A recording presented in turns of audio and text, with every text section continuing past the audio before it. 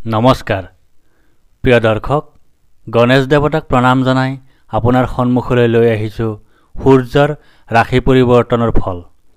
আজি অৰ্থাৎ 15 ডিচেম্বৰ 2024 ইং তাৰিখে নিশা 10:20 সূৰ্য দেৱতাই বৰ্তমানৰ বৃশ্চিক ৰাশি ত্যাগ কৰি ধনু ৰাশিত প্ৰৱেশ কৰিব আৰু 14 জানুৱাৰী 2025 তাৰিখে ৰাতিপুৱা 9:03 থাকিব।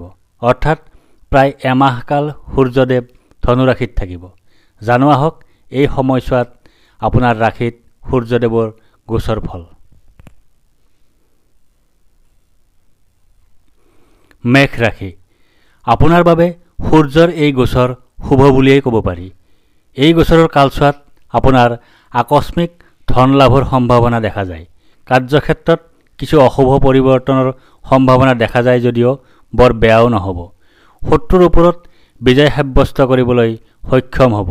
ঋণৰ পৰা মুক্তি লাভ কৰিব পাৰিব, কিন্তু আনক ঋণ দিলে অথবা আনক ঋণ লোৱাত সহায় কৰিলে নিশ্চিতভাৱে বিপদত পৰিব। জীৱনৰ প্ৰতি বৈৰাগ্যৰ ভাৱ মনলৈ আহিব পাৰে যদিও এই ভাৱ লাহে লাহে মনৰ পৰা আঁতৰি যাব। কুটুম্বৰ সৈতে কিছু ক্ষেত্ৰত সমস্যাৰ সৃষ্টি হ'ব পাৰে। বিদ্যাৰ্থীৰ বাবে এই গোচৰকাল যথেষ্ট শুভ, বিশেষকৈ উচ্চ শিক্ষাৰ বিদ্যাৰ্থীৰ বাবে আৰু প্ৰতিযোগিতামূলক পৰীক্ষাৰ বিদ্যাৰ্থীৰ বাবে অত্যন্ত শুভ। প্ৰেমৰ ক্ষেত্ৰতো বেয়া নহয়। অৱশ্যে এই গোচৰৰ কালছোৱাত ৰোগে আমনি কৰিব পাৰে। গোচৰৰ মাজভাগলৈ কোনো চৰ্মৰোগত ভুগিব পাৰে। গোচৰৰ শুভফল পাবলৈ নিজকে ধৰ্ম কৰ্মৰ সৈতে জড়িত কৰক আৰু পিতৃক সেৱা শুশ্ৰূষা কৰক। বৃষ ৰাশি। আপোনাৰ বাবে সূৰ্যৰ এই গোচৰ শুভ বুলি ক'ব নোৱাৰি। গোচৰৰ কালছোৱা আপোনাৰ বাবে মানসিক অশান্তিৰ কাৰক হৈ পৰিব। এই গোচৰৰ কালছোৱাত আপোনাক বিভিন্ন ৰোগে আমনি কৰিব পাৰে। পিতৃ আৰু মাতৃৰ স্বাস্থ্যও ভালে নাযাব পাৰে। বিশেষকৈ মাতৃৰ প্ৰতি বিশেষভাৱে নজৰ দিব লাগিব। বিদ্যাৰ্থীসকল পঢ়াৰ ক্ষেত্ৰত অমনোযোগী হোৱা দেখা যাব। প্ৰেমৰ ক্ষেত্ৰতো উদাসীনতা মনোভাৱ দেখা যাব। সন্তানৰ পৰা শোক পাবলগীয়া হ'ব পাৰে। এই গোচৰৰ কালছোৱাত আপুনি ভাগ্যৰ সহায় লাভ নকৰিব। পিতৃ আৰু ধৰ্মৰ সহায় নাপাব। এই গোচৰৰ কালছোৱাত আপোনাৰ কলহৰ যোগ আছে। বিশেষকৈ কুটুম্বৰ সৈতে কলহত লিপ্ত হ'ব পাৰে। এই গোচৰৰ কালছোৱাত আপোনাৰ কাৰ্যক্ষেত্ৰতো বৰ এটা শুভফল দেখা নাযায়। অৱশ্যে ধন আগমনত বাধা দেখা নাযায়। এই গোচৰৰ কালছোৱাত আপুনি শৰীৰৰ প্ৰতিও অমনোযোগী হোৱা দেখা যাব। প্ৰতিদিনে সূৰ্যদেৱক অৰ্ঘ্য দিয়ক, অশুভ ফল হ্ৰাস পাব। মিথুন ৰাশি। আপোনাৰ বাবে সূৰ্যৰ এই গোচৰ মধ্যম বুলি ক'ব পাৰি। এই গোচৰৰ কালছোৱাত আপোনাৰ ব্যৱসায়ত যথেষ্ট উন্নতি হোৱাৰ সম্ভাৱনা দেখা যায়। অৱশ্যে অংশীদাৰী ব্যৱসায়ৰ ক্ষেত্ৰত ভুল বুজাবুজিৰ সৃষ্টি হ'ব পাৰে। এই গোচৰৰ কালছোৱাত আপুনি পৰাক্ৰমৰ জৰিয়তে ভাগ্যৰ উন্নতি সাধিবলৈ সক্ষম হ'ব। আনহাতে এই গোচৰৰ কালছোৱাত আপোনাৰ মন ভোগবিলাসৰ প্ৰতিহে বেছিকৈ আকৰ্ষিত হোৱা দেখা যাব। এই গোচৰৰ কালছোৱাত মানসিক অশান্তি থাকিব। গোচৰৰ কালছোৱাত নিজৰ স্বাস্থ্যহানিৰ লগতে পিতৃ মাতৃৰ স্বাস্থ্যহানিৰ সম্ভাৱনাও আছে। কাৰ্যক্ষেত্ৰত কিছু সমস্যাৰ সৃষ্টি হ'ব যদিও ধন আগমনত বাধা নাথাকিব। গোচৰৰ মাজৰ কালছোৱাত নতুন কোনো ভূমি বাহন আদি লাভ কৰাৰ সম্ভাৱনা দেখা যায়। এই গোচৰৰ আৰম্ভণিতে জীৱনৰ প্ৰতি বৈৰাগ্যৰ ভাৱ মনলৈ আহিব যদিও গোচৰৰ মাজভাগৰ পৰা ইয়াৰ সম্পূৰ্ণ বিপৰীত স্থিতিহে হ'ব। ভোগবিলাসত বেছি মন নিদি ধৰ্ম কৰ্ম কৰিলে গোচৰ আৰু বেছি শুভ হ'ব। কৰ্কট ৰাশি। আপোনাৰ বাবে সূৰ্যৰ এই গোচৰ অত্যন্ত শুভ হ'ব। এই গোচৰৰ কালছোৱাত আপোনাৰ অৰ্থ উপাৰ্জন যথেষ্ট বৃদ্ধি হ'ব। পুৰণি কোনো ৰোগ আছিল যদি উপশম হোৱাৰ সম্ভাৱনা দেখা যায়। শত্ৰুৰ ওপৰত বিজয় সাব্যস্ত কৰিবলৈ সক্ষম হ'ব। মামলা মোকৰ্দমাৰ ক্ষেত্ৰত শুভ। এই গোচৰৰ কালছোৱাত আপোনাৰ জীৱনৰ মানদণ্ডৰ যথেষ্ট উন্নতি হ'ব। গোচৰৰ কালছোৱাত আপুনি সকলো প্ৰকাৰৰ প্ৰচেষ্টাত সফলতা লাভ কৰিবলৈ সক্ষম হ'ব। পৰাক্ৰমৰ জৰিয়তে ভাগ্য উদয় কৰিবলৈ সক্ষম হ'ব। ধৰ্ম আৰু পিতৃৰ সহায় লাভ কৰিবলৈ সক্ষম হ'ব। এই গোচৰৰ কালছোৱাত ব্যৱসায়ত আপুনি যথেষ্ট উন্নতি কৰিবলৈ সক্ষম হ'ব। অৱশ্যে অংশীদাৰী ব্যৱসায়ৰ ক্ষেত্ৰত ভুল বুজাবুজিৰ সৃষ্টি হ'ব পাৰে। বৈবাহিক সম্পৰ্কত কিছু উদাসীনতাৰ সৃষ্টি হ'ব পাৰে। এই গোচৰৰ সময়ছোৱাত আপোনাৰ আকস্মিক লাভৰ যোগ আছে। বিদেশৰ সৈতে জড়িত কোনো কাৰ্য কৰিলে সফলতাৰ সম্ভাৱনা দেখা যায়। এই গোচৰৰ কালছোৱা উচ্চ শিক্ষাৰ শিক্ষাৰ্থীৰ বাবে আৰু প্ৰতিযোগিতামূলক পৰীক্ষাৰ বিদ্যাৰ্থীৰ বাবে অত্যন্ত শুভ। গোচৰৰ মাজভাগত কোনো সম্পত্তি লাভৰ সম্ভাৱনা আছে। সিংহ ৰাশি, আপোনাৰ বাবে সূৰ্যৰ এই গোচৰ শুভ বুলি ক'ব নোৱাৰি। এই গোচৰৰ সময়ছোৱাত আপুনি বিভিন্ন সমস্যাৰ সন্মুখীন হ'ব লগা হ'ব পাৰে। ধনৰ আকস্মিক আগমনৰ লগতে আকস্মিক হানিৰ সম্ভাৱনাও নুই কৰিব নোৱাৰি। কুটুম্বৰ সৈতে সম্বন্ধ বেয়া হোৱাৰ সম্ভাৱনা দেখা যায়। এই গোচৰৰ সময়ছোৱাত খাদ্য গ্ৰহণৰ ক্ষেত্ৰত সজাগ নহ'লে পেটৰ ৰোগত ভুগিব লগা হ'ব পাৰে। স্বাস্থ্যৰ ক্ষেত্ৰত অন্য ধৰণৰ সমস্যাত ভুগিব লগা হ'ব। গৰ্ভৱতী মহিলাসকলে এই গোচৰৰ কালছোৱাত বিশেষভাৱে সাৱধানতা অৱলম্বন কৰা প্ৰয়োজন। এই গোচৰৰ কালছোৱা বিদ্যাৰ্থীসকলৰ বাবে বিশেষ প্ৰত্যাহ্বানপূৰ্ণ হ'ব। ভালদৰে মনোযোগ নিদিলে বিফল হ'ব। এই গোচৰৰ কালছোৱাত আপুনি কোনো অনৈতিক কাৰ্যত লিপ্ত হৈ দণ্ডলাভ অথবা অপৰাধী সাব্যস্ত হ'বলগীয়া হ'ব পাৰে। এই গোচৰৰ কালছোৱাত আপুনি শত্ৰুৰ ওপৰত বিজয় সাব্যস্ত কৰিবলৈ সক্ষম হ'ব। কাৰ্যক্ষেত্ৰত কোনো অশুভ পৰিৱৰ্তন ঘটাৰ সম্ভাৱনা দেখা যায়। গোচৰৰ মাজভাগত বৈবাহিক জীৱনত ভুল বুজাবুজিৰ সৃষ্টি হোৱাৰ সম্ভাৱনা দেখা যায়। প্ৰতিদিনে সূৰ্যদেৱক অৰ্ঘ্য দিয়ক, অশুভ ফল হ্ৰাস পাব। কন্যা ৰাশি, আপোনাৰ বাবে সূৰ্যৰ এই গোচৰ শুভ বুলি ক'ব নোৱাৰি।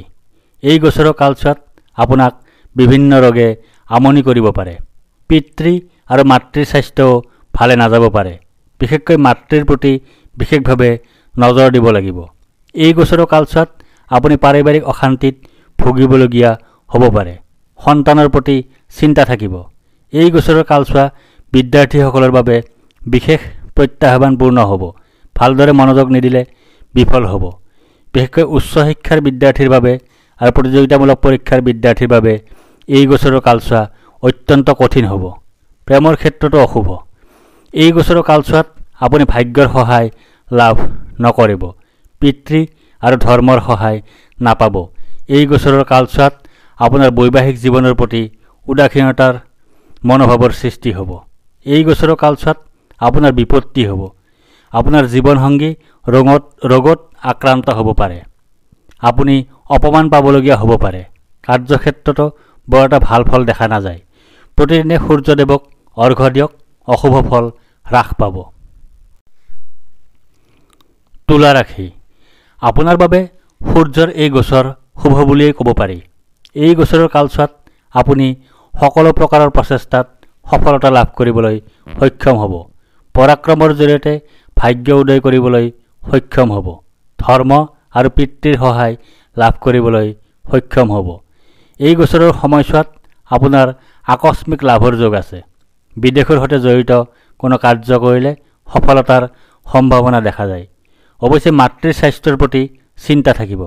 জীৱনৰ প্ৰতি বৈৰাগ্যৰ ভাৱ মনলৈ আহিব পাৰে যদিও এই ভাৱ লাহে লাহে মনৰ পৰা আঁতৰি যাব।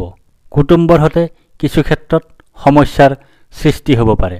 শত্ৰুৰ ওপৰত বিজয় সাব্যস্ত কৰিবলৈ সক্ষম হ'ব। বিদ্যাৰ্থীৰ বাবে এই গোচৰকাল যথেষ্ট শুভ।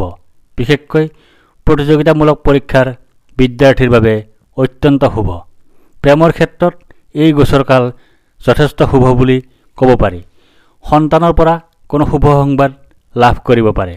এই গোচৰৰ কালছোৱাত আপোনাৰ সৰু সুৰা দুৰ্ঘটনা অথবা আঘাতৰ সম্ভাৱনা দেখা যায়। গোচৰৰ শুভফল পাবলৈ নিজকে ধৰ্ম কৰ্মৰ সৈতে জড়িত কৰাওক আৰু পিতৃক সেৱা শুশ্ৰূষা কৰক। বৃশ্চিক ৰাশি, আপোনাৰ বাবে সূৰ্যৰ এই গোচৰ শুভ বুলিয়েই ক'ব পাৰি। এই গোচৰৰ কালছোৱাত আপোনাৰ আকস্মিক ধন লাভৰ সম্ভাৱনা দেখা যায়। এই গোচৰৰ কালছোৱাত ব্যৱসায়ত আপুনি যথেষ্ট উন্নতি কৰিবলৈ সক্ষম হ'ব। অৱশ্যে অংশীদাৰী ব্যৱসায়ৰ ক্ষেত্ৰত ভুল বুজাবুজিৰ সৃষ্টি হ'ব পাৰে। বৈবাহিক সম্পৰ্কত কিছু উদাসীনতাৰ সৃষ্টি হ'ব পাৰে। এই গোচৰৰ কালছোৱা পৰাক্ৰমৰ ক্ষেত্ৰত শুভ। সৰু ভাই ভনীৰ সৈতে সম্বন্ধ ভাল হ'ব। বিদ্যাৰ্থীৰ বাবে এই গোচৰ কাল যথেষ্ট শুভ। প্ৰেমৰ ক্ষেত্ৰতো বেয়া নহয়। এই গোচৰৰ কালছোৱাত আপোনাৰ কাৰ্যসিদ্ধিৰ যোগ আছে। চৰকাৰী কাম কাজৰ ক্ষেত্ৰত শুভ। এই গোচৰৰ কালছোৱাত আপোনাক বিভিন্ন ৰোগে আমনি কৰিব পাৰে। চকুৰ ৰোগত ভুগিব পাৰে। গোচৰৰ মাজভাগৰ পিনে আপোনাৰ আৰামদায়ক ভ্ৰমণৰ যোগ দেখা যায়। মিত্ৰৰ সহযোগ লাভ কৰিবলৈ সক্ষম হ'ব। এই গোচৰৰ কালছোৱাত আপোনাৰ কৰ্মক্ষেত্ৰত শুভ পৰিৱৰ্তনৰ যোগ দেখা যায়। জীৱনৰ মানদণ্ড উন্নত হ'ব। গোচৰৰ মাজৰ কালছোৱাত নতুন কোনো ভূমি বাহন আদি লাভ কৰাৰ সম্ভাৱনা দেখা যায়। ধনু ৰাশি। আপোনাৰ বাবে সূৰ্যৰ এই গোচৰ মধ্যম বুলি ক'ব পাৰি। এই গোচৰৰ কালছোৱাত আপোনাক বিভিন্ন ৰোগে আমনি কৰিব পাৰে। পিতৃ আৰু মাতৃৰ স্বাস্থ্যও ভালে নাযাব পাৰে। বিশেষকৈ মাতৃৰ প্ৰতি বিশেষভাৱে নজৰ দিব লাগিব। এই গোচৰৰ কালছোৱাত আপুনি পাৰিবাৰিক অশান্তিত ভুগিবলগীয়া হ'ব পাৰে। এই গোচৰৰ কালছোৱা পৰাক্ৰমৰ ক্ষেত্ৰত শুভ। সৰু ভাই ভনীৰ সৈতে সম্বন্ধ ভাল হ'ব। শত্ৰুৰ ওপৰত বিজয় সাব্যস্ত কৰিবলৈ সক্ষম হ'ব।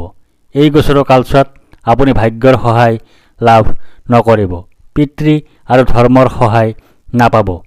ধনৰ আকস্মিক আগমনৰ লগতে আকস্মিক হানিৰ সম্ভাৱনাও নুই কৰিব নোৱাৰি। এই গোচৰৰ সময়ছোৱাত খাদ্য গ্ৰহণৰ ক্ষেত্ৰত সজাগ নহ'লে পেটৰ ৰোগত ভুগিব লগা হ'ব পাৰে। এই গোচৰৰ কালছোৱাত আপোনাৰ কলহৰ যোগ আছে।